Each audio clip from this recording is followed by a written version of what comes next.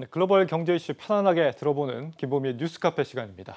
김 기자, 네, 오늘은 어떤 소식으로 시작해 볼까요? 네.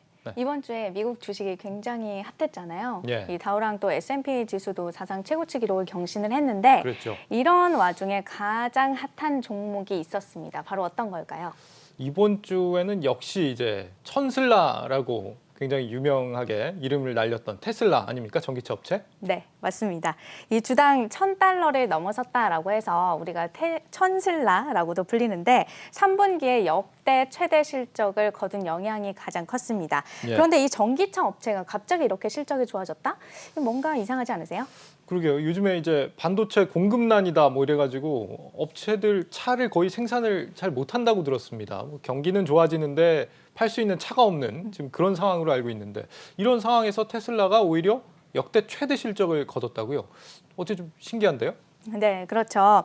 이 다른 업체들과 다르게 유독 테슬라만 좀 고공행진을 보였습니다. 이 자료를 좀 보시면요. 이 GM과 그리고 포드사가 3분기 기준으로 봤을 때 차량 판매량이 거의 20-30%가량 좀 떨어졌는데 예. 테슬라만 전년 대비 70% 이상 늘어난 모습을 좀 보실 수가 있습니다. 어떻게 이게 가능했던 걸까요? 이게 바로 오늘의 첫 번째 주제입니다. 같은 악재 속에서 유독 테슬라만 승승장구하고 있다. 비결이 뭘까요? 네, 여러 가지 이유 중에서 오늘 이 자리에서는 핵심 3가지만 좀 짚어보도록 하겠습니다. 네. 첫 번째, 바로 차량 한 대당 들어가는 반도체 칩 개수가 절대적으로 적었다라는 겁니다. 차 생산의 반도체 자체가 원래 적게 들어간다?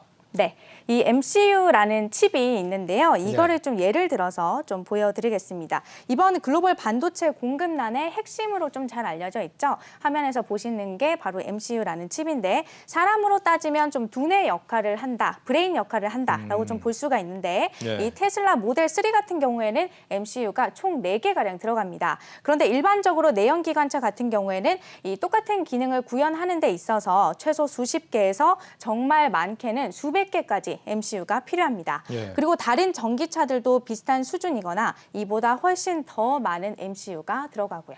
다른 차들은 수십 개, 수백 개씩 쓰는 반도체를 4개만 쓴다. 월등한 차이인 것 같습니다. 네. 어떻게 이게 가능한 거예요?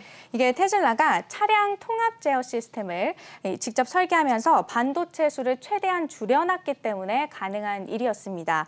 차량 통합 제어 시스템 말이 사실 굉장히 네, 어렵잖아요. 그러네요. 네, 그래서 좀 예를 들어보면 우리가 컴퓨터 한 대로 문서도 작성하고 게임도 하고 또 뭐 정보 검색도 하고 이렇게 다양하게 이용을 하는 것과 그리고 또 오른쪽에 보이시는 것처럼 저기 플스가 보이는데 플레이스테이션 사서 게임하고 또 문서 작성하려고 타자기 사고 또 뭐 정보가 필요해서 뭐 책들을 사고 이렇게 하는 이 2가지를 놓고 봤을 때 어떤 게 더 효율적일까요? 당연히 이제 컴퓨터 한 대로 모두 하는 게 효율적이죠. 네, 맞습니다. 네. 이 전자가요, 바로 테슬라 차량의 구동 방식이라면 이 후자는 다른 차량들의 일반적인 구동 방식이다라고 좀 네. 비유를 들어서 볼 수가 있겠습니다.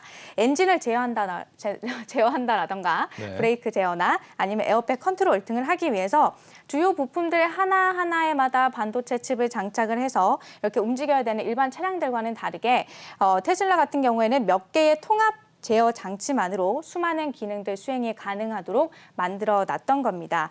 실제로 좀 테슬라 차량 내부를 좀 보시면요. 저렇게 커다란 디스플레이, 이렇게 약간 에어패드, 아이패드 같은 걸 좀 보실 수가 있는데 네. 이걸 통해서 사실 웬만한 기능들 조작이 다 가능하거든요. 때문에 차 한 대당 필요한 반도체 숫자가 테슬라는 일반 차량에 비해서 굉장히 적었던 겁니다. 그러니까 처음 차를 설계할 때부터 이것저것 따로따로 이것 따로 저것 따로 이렇게 반도체를 필요로 한 게 아니라 하나의 머리에서 이제 기능들이 수행되도록 통합을 시켜놨기 때문에 반도체가 적게 들어간다 이런 거죠? 네, 맞습니다. 그리고 2번째는요, 바로 이 핵심 부품을 대체할 수 있는 독자적인 기술력이 있었다라는 거를 좀 꼽아볼 수가 있습니다. 예. 앞에서 이 반도체 공급난의 메인은 MCU다라고 좀 말씀을 드렸는데요. 테슬라 같은 경우에는 이 본인들이 사용하는 MCU를 쉽게 구할 수가 없게 되자 다른 회사의 MCU를 써도 차량이 굴러갈 수 있도록 설계를 수정을 했습니다. 실제로 모델 S 같은 경우에는 파워트레인과 터치스크린 등이 재설계됐다라고 하는데요. 여기에 대해서 일론 머스크는 새 칩을 찾아서 새 펌웨어를 만들고 그리고 또 차량에 통합하고 또 테스트하는 일은 정말로 힘들었다라고 좀 말한 바 있습니다. 하지만 결국 해냈던 거죠. 이건 결국은 이제 전기차가 반도체도 잘 알아야 가능한 일인 것 같은데요. 네, 맞습니다. 실제로 테슬라 같은 경우에는 이 반도체 칩을 직접 설계를 하고 있는데요. 네. 이 때문에 이번 공급난에서 상대적으로 유연하게 대처할 수 있었다라는 분석이 나옵니다. 그렇다면 세 번째 이유는 또 뭐가 있을까요?